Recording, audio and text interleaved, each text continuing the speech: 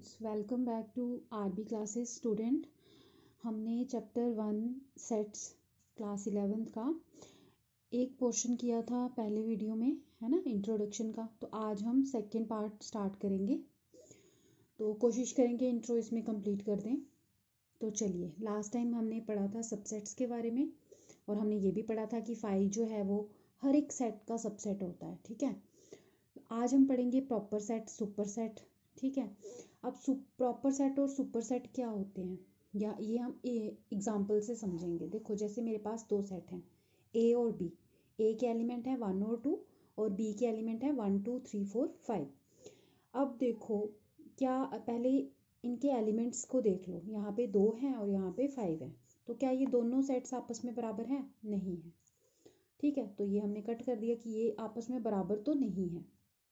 दूसरा, ए के जो दो ये एलिमेंट हैं ये इधर प्रेजेंट हैं बी के पास, है ना, तो हम बोल सकते हैं कि ए जो है वो सबसेट है बी का।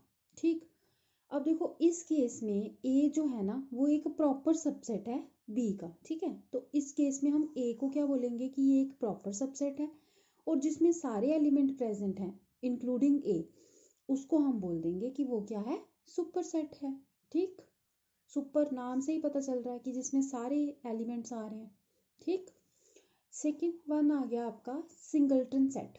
सिंगलटन सेट क्या होता है? नाम से ही पता लग रहा है कि जिसमें एक एलिमेंट हो। जैसे यहाँ पे ए सेट है कोई, उसमें 1 एलिमेंट है। यहाँ पे बी सेट है कोई, उसमें एक ही एलिमेंट है 2। जिसमें एक ही एलिमेंट प्रेजेंट होगा उसको हम सिंगलटन सेट बोलेंगे। ठीक, if set has only 1 element.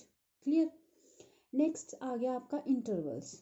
अब देखो, इंटरवल्स समझना बहुत ज़रूरी है, क्योंकि बच्चों को इसमें बहुत ज़्यादा कन्फ्यूज़न रहती है। इंटरवल्स 2 टाइप्स के होते हैं, ओपन और क्लोज। यहाँ पे मैंने कोई सेट लिखा है x इज इक्वल्स टू, ये जो इंटरवल्स डाली है ना, ये जो ब्रैकेट्स, ये क्लोज्ड इंटरवल है। ठीक, और ये जो है ये क्या है, ओपन इंटरवल्स हैं। क्लियर। अब देखो, ये इसका मतलब है क्या?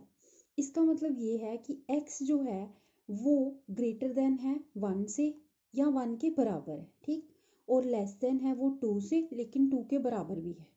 ठीक है, इसका ये मतलब है कि x की जो वैल्यू है ना वो 1 भी है, 1 से बड़ी भी है, और 2 से छोटी है, और 2 के बराबर भी है। ठीक है, लेकिन इस केस में क्या होता है, x की वैल्यू जो है वो क्या है, 1 से बड़ी है, और 2 से क्या है, छोटी है।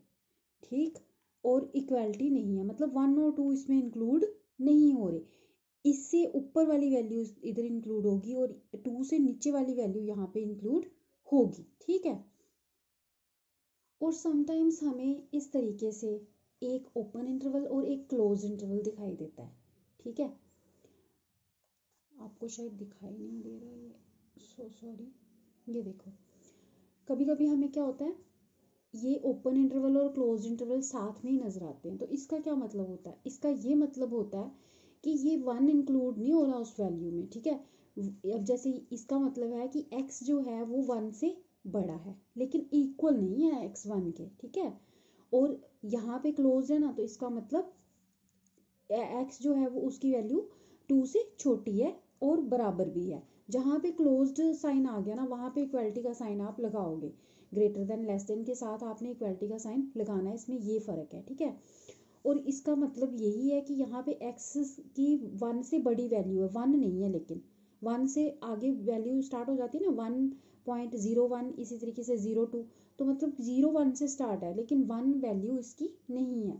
इसी तरीके से अगर उल्टा कर दूं, मैं इस तरफ लगा दूं, तो ये क्या हो जाएगा, इक्वलिटी। यहाँ पे क्लोज्ड है ना, जहाँ पे क्लोज्ड हो वहाँ इक्वलिटी का साइन जरूर लगेगा, और जहाँ पे ओपन होगा वहाँ पे इक्वलिटी का साइन नहीं लगेगा। इसका मतलब क्या है कि x की वैल्यू 2 से कम है, 2 के बराबर नहीं है। ठीक है, तो 2 से कम, लास्ट पॉइंट क्या आ गया, 1.99। यहाँ से इसकी वैल्यू शुरू हो जाएगी, लेकिन 2 नहीं आएगी। लेकिन इस केस में x की वैल्यू 1 है, 1 से ऊपर भी है, लेकिन 2 नहीं है। ठीक है, क्योंकि यहाँ पे एक ओपन है। ठीक है, ये फ़र्क होता है इसमें। उसके बाद पावर सेट, इस पे ओपन इंटरवल और क्लोज्ड इंटरवल पे एक अच्छी खासी एक्सरसाइज है, तो इसीलिए इसको ध्यान से समझिएगा। ठीक है, नेक्स्ट आ गया पावर सेट। पावर सेट क्या होता है? The collection of all subsets of A set is called power set. किसी भी सेट के कितने सबसेट हैं, जितने भी इसके सबसेट होंगे ना, उनकी कलेक्शन को हम क्या बोलते हैं, पावर सेट। अब सपोज करो यहाँ पे एक सेट है ए, और ए के एलिमेंट्स हैं 1 और 2। एक सिंपल तरीका जो है सबसेट्स निकालने का, वो क्या होता है, इसमें जैसे ये सेट है और इसके 2 एलिमेंट हैं, ठीक है, तो आप simply 2 raise to power n कर दो, ठीक है। n क्या हो गया, नंबर ऑफ एलिमेंट्स। तो नंबर ऑफ एलिमेंट्स कितने हैं, 2 हैं, तो यहाँ पे 2 फिल कर दो, तो 2 2 जा 4, यानी कि 2 की पावर 2 है, तो इसका मतलब इसको 2 बारी मल्टीप्लाई करेंगे ना, तो इसका मतलब इसके कितने सबसेट्स बनेंगे, इस सेट के 4। और आप ऐसे भी बना सकते हो, बिल्कुल आसान है, सबसेट्स ऑफ ए। पहले तो वो जो एलिमेंट्स हैं उनको अलग अलग लिख लो ब्रेसेस में, ठीक है, फिर उनको दोनों को इकट्ठा लिख लो, और फिर एक खाली छोड़ दो, या फिर इसकी जगह आप 5 भी लिख सकते हो, और 5, ठीक है, इन दोनों में से एक ही लिखना है, ठीक है, या तो 5 लिखो या फिर ब्रेसेस को खाली छोड़ दो। तो ये था आपका पावर सेट। इन सब की कलेक्शन को ये क्या बन गया, पावर सेट बन गया ए का, ठीक है। नेक्स्ट आ गया यूनिवर्सल सेट। यूनिवर्सल सेट मतलब जिसमें यूनिवर्स है ना, पूरा यूनिवर्स क्या होता है, जिसमें सारी चीजें आ गई है ना, तो सेट क्या हो गया, यूनिवर्सल सेट क्या हो गया, जिसमें सारा कुछ आ गया। अब देखो कैसे, a universal set is a set which has elements of all the related sets without any repetition of elements। एक यूनिवर्सल सेट वो सेट है जिसमें हर एक एलिमेंट होगा, जो भी रिलेटेड सेट्स होंगे उन सब के एलिमेंट्स उस सेट में प्रेजेंट होंगे, और उन एलिमेंट्स की रिपीटेशन नहीं होगी। रिपीटेशन नहीं होगी मतलब, यहाँ पे आपके पास एग्जांपल ली है मैंने, ए बी सी सेट्स है, ठीक है, इसके पास ए बी सी एलिमेंट है, इसके पास A D E F element है, इसके पास ए जी एच आई एलिमेंट है। तो यूनिवर्सल सेट क्या करेगा, इन सब के एलिमेंट को इंक्लूड करेगा, जो सेट इन सब के एलिमेंट्स को इंक्लूड करेगा उसको हम यूनिवर्सल सेट कहेंगे।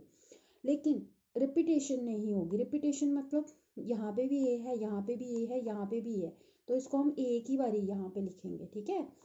जो भी चीज़ रिपीट हो रही है उसको हम यहाँ पे एक ही बारी इंक्लूड करेंगे, ये नहीं है कि यहाँ पे भी है, यहाँ पे भी है तो 3 टाइम्स यहाँ पे लिख देंगे, ठीक। तो वो हो गया हमारा यूनिवर्सल सेट। अब यहाँ पे कुछ ऑपरेशंस हैं, ठीक है, ऑपरेशन ऑन सेट्स। फर्स्ट आ गया यूनियन ऑफ सेट। अब आपको यूनियन पता होनी चाहिए। पहली बात ये, यूनियन को यू से रिप्रेजेंट करना है, और किन्हीं दो सेट्स के बीच में जब आपने यूनियन बतानी है तो A union B, A U B, ऐसे इस तरीके से आपने लिखना है। तो मैं यहाँ पे इसी की एग्जांपल ले लेती हूँ। ए यूनियन बी क्या होगा, मतलब ए के एलिमेंट भी और बी के एलिमेंट भी इकट्ठे करके लिख दो, और जो सेम आ रहा है उसको एक बार ही लिख दो, तो ये हो गई यूनियन। यूनियन क्या है, हमने सुना ना, यूनियन इज स्ट्रेंथ, है ना, इकट्ठा कर दो बस। उसके बाद इंटरसेक्शन, नेक्स्ट कंसेप्ट है इंटरसेक्शन। इंटरसेक्शन में क्या करना है आपने, इंटरसेक्शन को आपने इस तरीके से उल्टा यू बना देना है। पहले ये डिनोशन है इसकी, किन्हीं दो सेट के बीच में जो इंटरसेक्शन आपने शो करवानी है इस तरीके से, और इसको कैसे आपने लिखना है, उसमें आपने सिर्फ कॉमन एलिमेंट्स लेने हैं। कॉमन एलिमेंट्स जैसे अगर ए इंटरसेक्शन भी इस एग्जाम्पल को लेके चलें तो इन दोनों में सेम क्या आ रहा है, सिर्फ ए, और कुछ ए सेम नहीं आ रहा, तो मैं यहाँ पे लिखूंगी ए इंटरसेक्शन बी क्या है ब्रेसिस में ए के बराबर है, और कुछ नहीं लिखना है। यूनियन में सारे लिख देने हैं, और इंटरसेक्शन में जो सेम आ रहा है ना दोनों के पास है जो, वही लिखना है। क्लियर। उसके बाद आ गया difference of sets. Difference of sets हम कैसे करेंगे, जैसे सपोज करो यहाँ पे आपको दो सेट्स गिवन है, 1 2 3, और बी है 1 2 6, ठीक है। तो अब आपने ए माइनस बी करना है। ए माइनस बी करना है मतलब जो बी के एलिमेंट ए में प्रेजेंट है ना उनको हटा दो, बाकी लिख दो, बाकी जो ए में बचे वो लिख दो। जैसे यहाँ पे बी में 1 2 यहाँ पे प्रेजेंट है ना, बी का 1 2 यहाँ पे, तो वो नहीं लिखना है, बाकी लिख दो, तो 3 बचा, तो ये आ गया ए माइनस बी। लेकिन अगर उल्टा करना है बी माइनस ए, तब क्या होगा, ए के एलिमेंट जो बी में प्रेजेंट है वो मत लिखो, तो ए के एलिमेंट 1 2 ही हैं, यहाँ पे इनको छोड़ दो, पीछे 6 बचा, तो आ गया, ठीक है। और हमेशा ये भी याद रखना, वैसे कई केसेस में ये बराबर भी आ जाता है, ऐसी बात नहीं है, लेकिन फिर भी मैक्सिमम ए माइनस बी जो है वो बी माइनस ए के बराबर नहीं होता, ठीक है, जैसे यहाँ पे नहीं है, ठीक। उसके बाद है वेन डायग्राम। तो वेन डायग्राम क्या है, देखो वेन डायग्राम होती है, ये हमें सिर्फ एक रिप्रेजेंटेशन देती है रिलेशनशिप का, ठीक है। जैसे हम ए यूनियन बी की रिप्रेजेंटेशन कैसे कर रहे हैं, जैसे ये ए सेट है, ये बी सेट है और ये पूरा आपका यूनिवर्सल सेट है जिसमें ये सारे इंक्लूड हो रहे हैं, ठीक है। तो ए यूनियन बी में ये सारे आ जाएंगे, इसको सारे को शेड कर देना है क्योंकि इसके एलिमेंट भी ले रहे हैं हम, इसके एलिमेंट भी ले रहे हैं। लेकिन इंटरसेक्शन में आपने उल्टा करना है क्योंकि इसमें जो कॉमन आ रहा है, कॉमन तो सिर्फ यही पोर्शन आ रहा है ना, इसीलिए हमने सिर्फ इसको शेड किया और ये हमारी बन गई ए इंटरसेक्शन बी की रिप्रेजेंटेशन। क्लियर।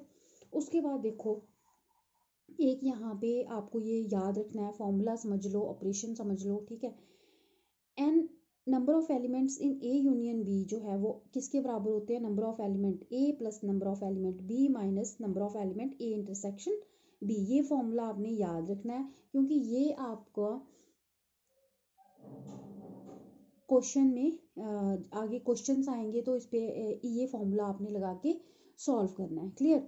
उसके बाद नेक्स्ट कंसेप्ट है आपका कॉम्प्लीमेंट ऑफ सेट्स।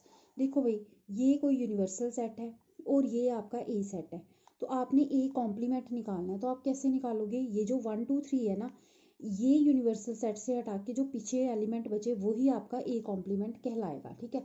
अगर आपको कोई बोल दे कि आपने यहाँ पे ए कॉम्प्लीमेंट निकालना है, ठीक है, तो आपने कैसे निकालना है, पहले आपके पास ए के एलिमेंट्स होने चाहिए, वो एलिमेंट्स आपने छोड़ देना है, जो पीछे यूनिवर्सल सेट में बचेंगे वो आपने आपका ए कॉम्प्लीमेंट कहलाएगा। इसके लिए मैं एक एग्जांपल आपको दे सकती हूँ। जैसे सपोज करो, चलो यहाँ पे दे देती हूँ मैं आपको एग्जांपल एक, ठीक है।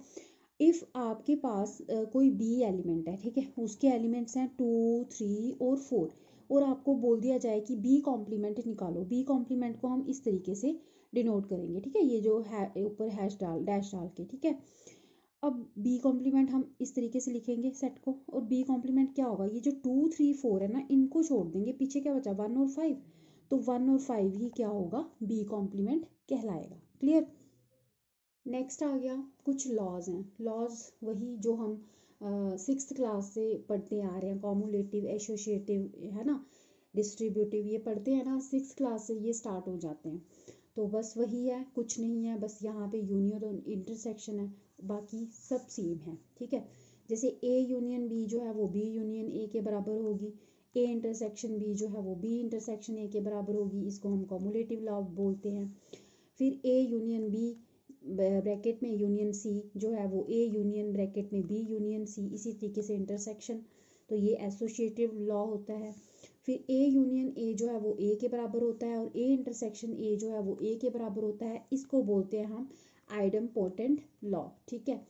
उसके बाद ए इंटरसेक्शन ब्रैकेट में B union C is equals to A intersection B union A intersection C bracket में, तो इसको हम डिस्ट्रीब्यूटिव लॉ कहते हैं, ठीक है। तो ये आपका क्वेश्चंस में यूज़ होगा, तो इसको भी आप थोड़ा देख लीजिएगा। तो यही थी आपकी इंट्रोडक्शन। अगर आपको पसंद आई है तो प्लीज़ लाइक शेयर करिएगा और सब्सक्राइब करिएगा मेरे चैनल को। Thank you.